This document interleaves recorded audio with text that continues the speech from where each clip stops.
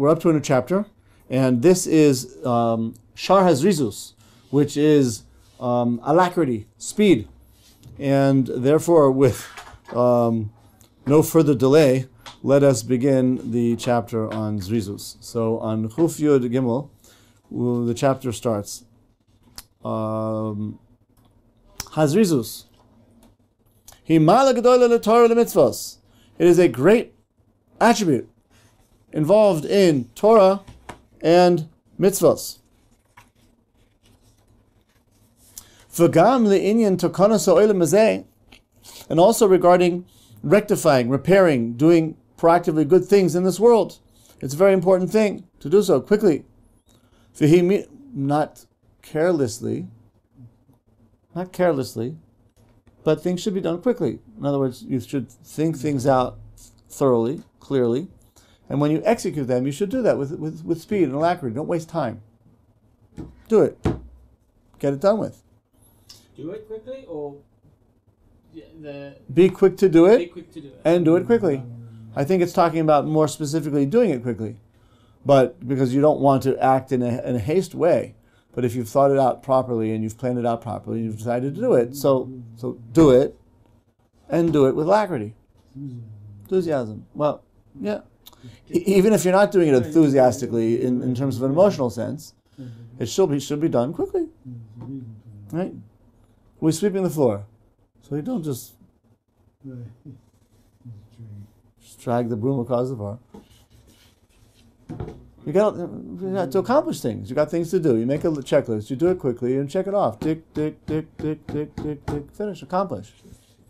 That's the way things should be done. Tzaddikim.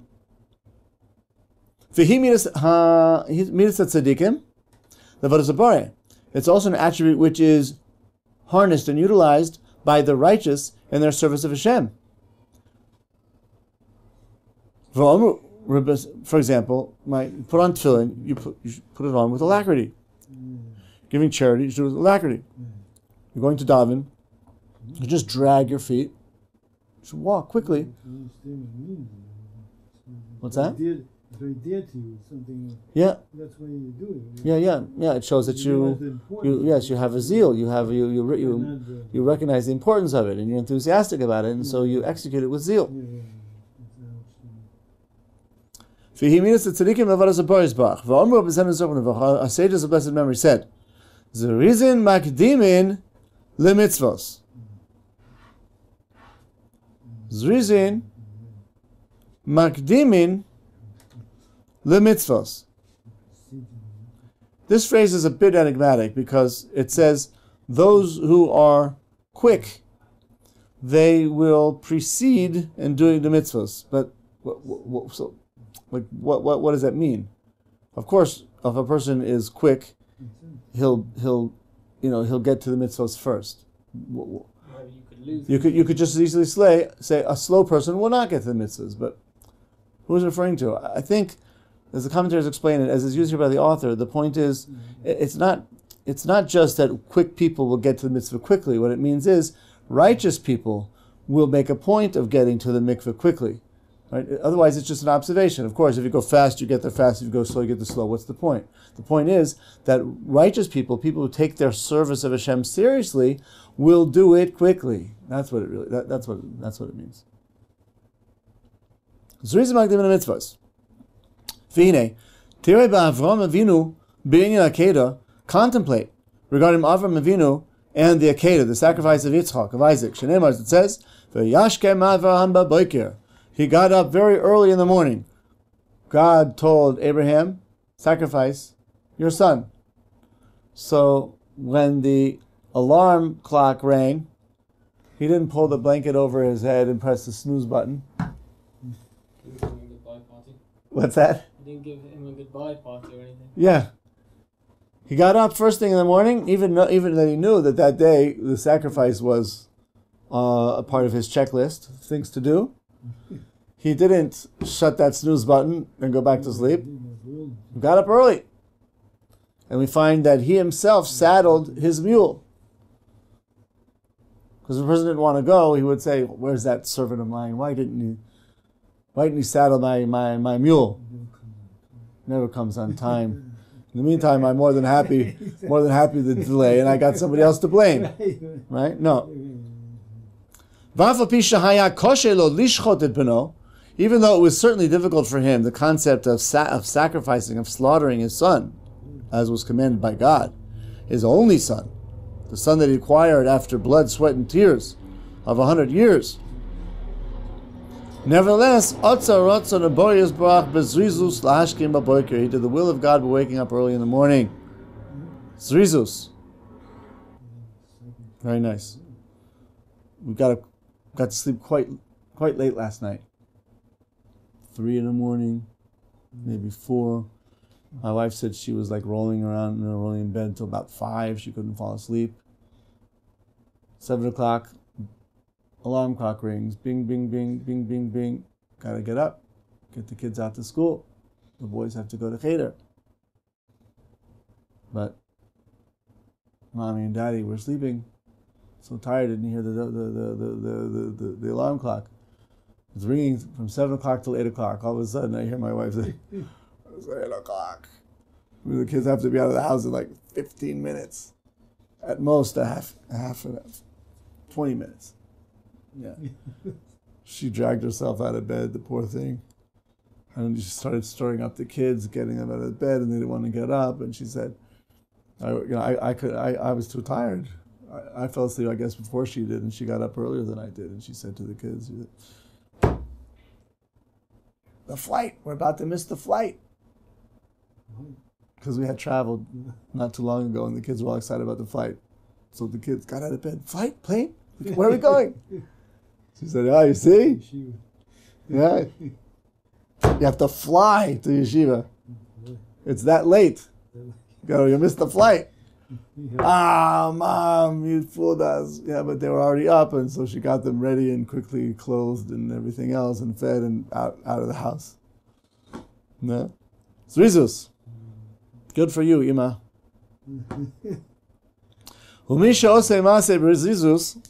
Somebody who does something quickly, that's what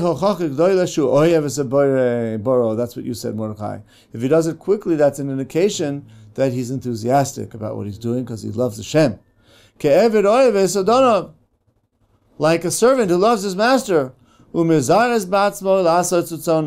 and he speeds himself up to do personally his master's will. Because this speed and alacrity depends on the heart of a person.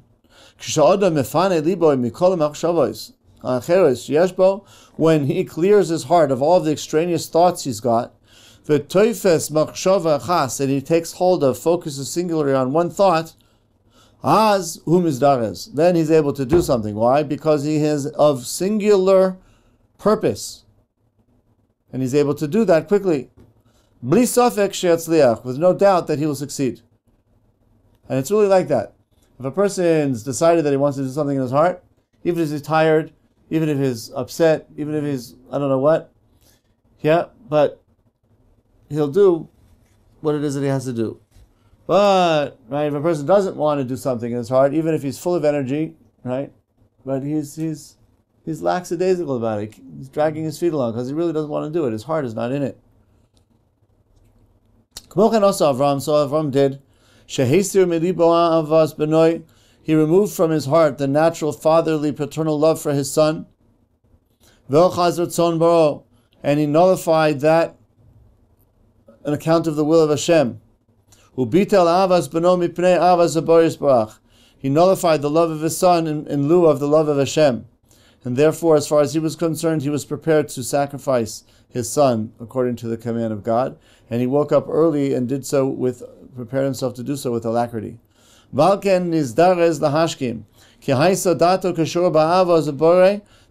his mind was connected with the love of the Creator, with great desire, and it's for this reason God swore to him, promised to him, to always recall the binding of Isaac. Because you can find scenarios where a person does for his loved one things which are very difficult. V'libo nokfo lasos, and his heart is not really in it. Aval Avram v'Yitzchak shneim osu michefetz libam. This very difficult task they did not because they had to, not because they were commanded to, because they desired to and they loved God. Ki madrega sa'avo ha'isa gedolim od b'libam. They had a very great degree of love in their hearts. U'shnehem nisdabbaku im Hashem yisbarach b'dyosam. And the both of them connected to God with, they were connected to God. Ad shenisyachadu b'yichud gadol, until they became unified. Their hearts, their mind, their attention, their body became unified and enabled them to execute this act, which was a very difficult act. The whole intention was to publicize the unity of God in the world, and to bring people to love Him. How could they have anticipated catalyzing love for God in humanity by sacrificing the Son in God's name? I guess the intention is when they saw to what length a person was willing to do this for Hashem, they would be stirred to make their own sacrifices for God, not their children, of course, but other things. But that was the great challenge of Avram, where his midah, his attribute was that of Ava. And how could he be expected to sacrifice his beloved and only son? Which is an extreme act of din, the opposite.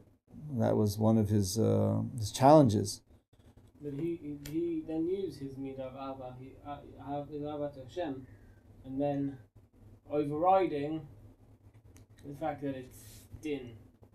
So it takes priority, so it's almost like the other thing doesn't actually exist. Mm-hmm. Changing the reality of what you're doing almost. Yeah, it's interesting because on the one hand his midah was Ava. He was expected to do something din, but that was in the name of Ava, which was for Kadosh Baruch Hu. He had to overcome his natural tendencies for mercy that any father would have, all the more so Avram, whose midah was Ava, and all the more so for his son, who was his only son, through which the entire promise of the covenant of God was made, and he was going to lose all of that. But Hashem told him to do it, so he did it. They say this was a test for all of them. When Yitzchak, he had died. Yes, it was also, like he says here, it was also it was a test for... Who's the bigger test? Yeah. They say this was Avram's time. Yes. But why is it more of an nisayon for Avram than it was for Yitzchak? Because Yitzchak midah was gvura. So he was acting the part. He was subjecting himself to the din. And in fact, the Chazal say that when HaKadosh Baruch Hu conveyed to Avram that he would not sacrifice Yitzchak, Yitzchak realized that he would not be sacrificed as an oila b'fnei Hashem. So he said, "Father, at least take a drop. At least put the knife to my flesh and take a drop of blood." Yitzchak said, when he realized he wasn't going to be offered as a sacrifice, he said, "At least take the knife and cut me, so that my blood should be led as a sacrifice for Hashem." So he was really acting the part. He was able to do so perhaps wholeheartedly because that was his midah. And Avraham, it was much more of a challenge to do it all wholeheartedly because it would be very difficult for his whole heart to be in it when his heart was full of the midah of Ava. But he overcame that Ava and did something which required great gavura because of the great Ava of Hashem. And another interesting part of the challenge, which I've mentioned in the past, is that it was through prophetic experience that he became aware of the command to sacrifice Yitzchak. Similarly, it was only through prophetic communication that he was told not to do it. Because Hashem said to him, Avram, al tishlach yadcha lenar. Avram, twice. Don't place your hand against the young man. Rather, take hold of that ram who's ensnared in the thicket. So, how is it that he heard the command of Hashem telling him to do that? Because you have to be happy when you get in the Nevuah? That's my question, yeah. So we know the Chazal say that a person and a Shechina Shara b'Makom Shechina Simcha only a person who is in a full state of Simcha could be zocheh to Nevuah. What's that?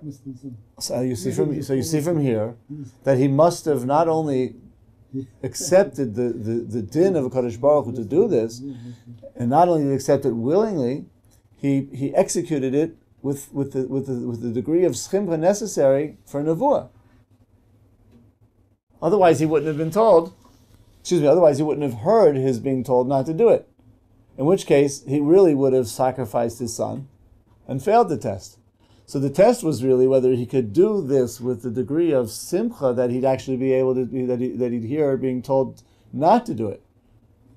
Because if he did it without having a state of joy to hear not to do it, he would have actually done it with a state of unhappiness and have done it. And he would have failed the test. One, because he wouldn't have served Hashem b'simcha, and two, he would have ended up sacrificing Isaac and everything would have been lost. Can you imagine that? Everything that was in the balance there?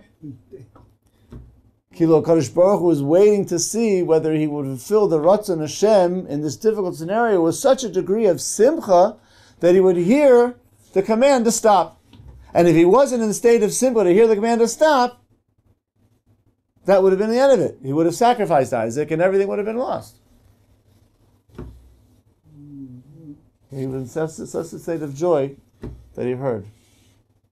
In the same way you heard not to do it, was that pained him also. He wanted it, now he wanted it. He psyched himself over yes. to do it, and now Hashem says, no, don't do it. Yeah. Let me just draw a little blood. Yeah. He wanted to do it so much. Yeah, I think that was Yitzchak. Yitzchak, I think, requested that. But still, that's fit in with one of the titles that we have in Avram. Why twice? Avram. What? Avram. Why twice? He says the name Avram twice. The first time Avram didn't want to listen. Why? Because he said, maybe this is the Yetzirah. Maybe this is the Satan.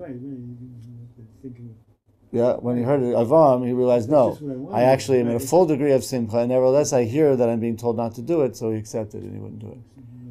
Avram, break. Avram didn't want to listen. He thought he was being distracted by the Yetzirah. I heard according to Zeal, they actually did do it. And then what happened? He came back to life. Yeah, the sources do say that Yitzchak died. I'm not sure that they actually mean that he was shechted. It could be that it's just parcha nafshe. It's amazing for them. It's nothing. Yeah. I'm saying there might be a difference between his dying and being brought back to life than his being shechted. Parcha nafshe, his soul departed from his body. He left. He died, and then he had a tchias emesim. But I'm not necessarily certain that he died as a result of being shechted, because at the end of the day he was a tamim. Yeah, he was like a carbon tamim. He was a tamim. And that's why when he asked, at least. Once you go up there, you're already a tamim. No, but he has to be tamim. He has to be without a mum. So what was the mum? If he had been shechted, he would have been. So maybe he would have been miraculously brought back to life and miraculously healed of the makom shchita, of the mum. But when the Midrash says that Yitzchak said, at least take a drop of blood, the Kadosh Baruch Hu said, no, you are a tamim, and you may not be wounded in any way, maimed in any way. Not even a drop of blood should be taken. And because of his perfection, he's the only one of the avos who never left Eretz Yisrael. Alken izdaras the hashkim ki haysodato kshur ba'ava boris barach becheshe gadol. Alken nishba lo kadosh baruch hu liskar akedo ki yesh ben adam oisei, so forth and so on. Shneim nizdabku. In order to bring people to Avos Hashem, which is the third to last line. Ubet she'asu ba'ava avodas Hashem yisa'alei b'mitzvosav, and when they were doing the service of Hashem and His mitzvahs in a state of love, nizbatel koyach gufam, their bodily presence was nullified, and their consciousness became cleaved with the love of Hashem. And it's for this reason that both of them, both Avram and Yitzchak, were willing to execute this plan with zrizus.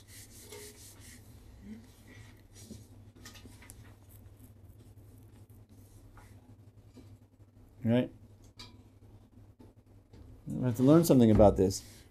If Avram woke up very early in the morning to offer his sacrifice, the life of his beloved firstborn son, well, firstborn at least to Sarah, the one whose God's covenant and bris and promise was to be passed through, all the more so we should wake up early in order to offer our sacrifice, which is only prayer. It doesn't require our giving up so much of ourselves, and on the contrary, we're asking for our own needs. All the more so, we should be inspired to wake up early in order to serve Hashem through prayer. And you must know, that this attribute of alacrity is like the beginning of all other mitzvahs. Because a person cannot be always learning. He needs to eat, and to sleep, and take care of his other physical mundane needs. And therefore, when he needs to close the books, to take care of all of these different material needs of his, he needs to do so quickly, so that he can get back to the books. And he shouldn't say, well, the day's long, and we got a whole year.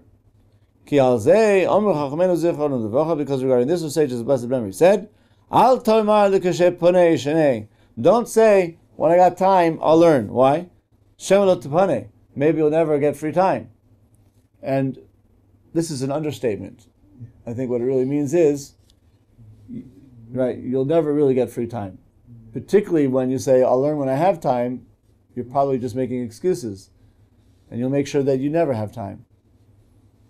Shema, maybe you won't have time. You can't put things off. Gamal Gamardam, Ace Erev, Kfar. It's already nighttime. If I go learn, it's the evening already. If I go and learn, I'm not going to get much out of it because I have to pray Mariv anyway. No, don't do that. Why? Even 1 hour is great. And even if it's just one word of Torah. Regarding this it says,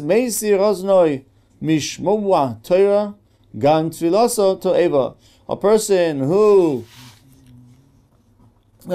removes his ear from hearing words of Torah, so his prayer is also despised by God.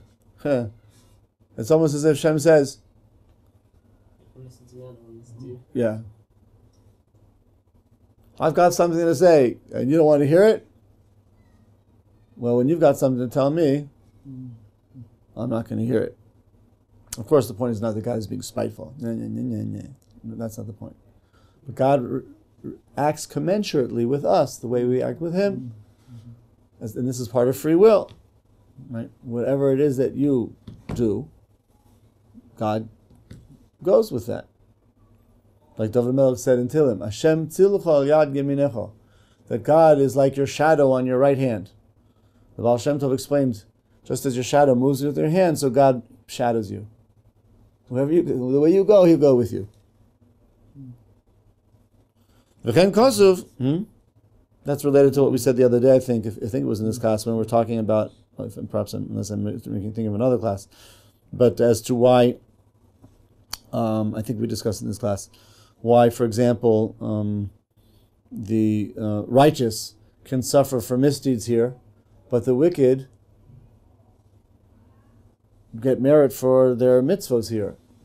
Make up your mind. If this world is a world of repaying for for Veros, so everybody across the board should have to reckon with their Veros. And if it's a world where mitzvahs are paid for, so everybody should reckon the mitzvahs. Why is it the righteous here reckon with their transgressions and the wicked with their mitzvahs? And we said, one of the explanations is God goes with you the way you want. I have a reward to give, and I want to give it to you in your primary world. The righteous person's primary world is in the world to come, so he's going to get it there. But the misty is going to have to be reckoned with. Where? Here. And the wicked person says, my world, this land is my land. This land is not your land. Yeah, it's all about me, here and now. So God says, all right, take your reward here. But the value of it's going to be lost in exchange, in exchange of currency. The Chemka is going to get a bad exchange rate.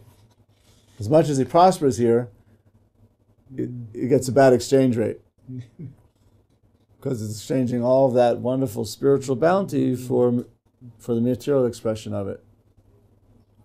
V'chen kasuv, and so it's also said, V'chen kasuv, tov li teires picha mi'alfei zohav v'chosef. David HaMelech says, it's good for me, your words of Torah, greater even than thousands of gold and silver. V'chen ne'emar, and furthermore it says, ki tov yom b'chatzorecha mi'olef. One day in your courtyard, God, is greater than 1,000. David HaMelech says this as well. The Gemara says that this phrase was also said by God to David, because David HaMelech was not allowed to build the Beis HaMikdash. His having blood on his hands, the blood of war. And even though that blood was blood that came from the war of Milchemes Mitzvah, he was doing a mitzvah by fighting these wars, but blood it was. And blood, hands that shed blood, should not be used to build the Mikdash, which brings about not death, but peace. And therefore he was barred from building the Beis HaMikdash. But he did acquire the property of the Beis HaMikdash from, what was his name? Aravna. Aravna was his name. He owned, imagine the Hittite, I believe. He owned the best property in the world. The most expensive property in the world was owned by Aravna, this goy. So he sold it to David HaMelech. David HaMelech bought it for money, acquired it as the future place for the Beis HaMikdash. In the meantime, David reigned as king, and he would overhear people saying, when's this old man going to croak so that his son Shlomo will come and build the Beis HaMikdash, which we're all waiting to see built in our days. And David HaMelech heard people say this. Yeah. V'samachti! Samachti b'omrim li, Beis Hashem nelech. The Gemara says. David HaMelech says, I was happy when I overheard people saying, Beis Hashem nelech. How are they going to go to the Beis HaMikdash if there is none? What they were saying is, when's this old man going to die so that Solomon will build a temple and we'll finally be able to go to the Beis HaMikdash? Samachti, David HaMelech says, Samachti b'omrim li. I was happy when I heard people say this. Why? Because Hashem said to him, Tovli yom echad michatzrecha mi'elef. God says, it's more beloved in my eyes one day that you, David HaMelech, are sitting and being engaged in Torah and Tefillah and Yer Shamayim and Shiros and Tishbachos, more than 1,000 sacrifices that your son Solomon will offer on the Beis HaMikdash, on the Mizbech that will be built. So this verse goes both ways. David HaMelech is expressing his value of the Torah of Hashem, and Hashem, according to the Gemara, is also expressing through this pasuk, which was spoken by God through the mouth of David as Ruach HaKodesh. Hashem is expressing his value of David's Torah, saying it's more valuable even than the 1,000 sacrifices of King Solomon. Amar Kadosh Baruch Hu, Tov liyom echad she'ata osek b'Torah. It's more beloved to me one day that you, David, are engaged in Torah, mi elef olos she'osid Shlomo bincha lahakriv lifnei fanai al gavei mizbeach. Then Solomon, your son, is going to offer before me on the Beis HaMikdash, on the Mizbeach. So you see here then the value of loving Torah, learning Torah, doing things in the mundane physical world with alacrity and speed, number one, for the purpose of just benefiting the world by doing things properly and quickly, but more importantly, in order to get them over with, like I said, and be able to get back to something as valuable as Torah study. Here we see that how much Hashem prized the Torah study of David over the sacrifices of the Beis HaMikdash.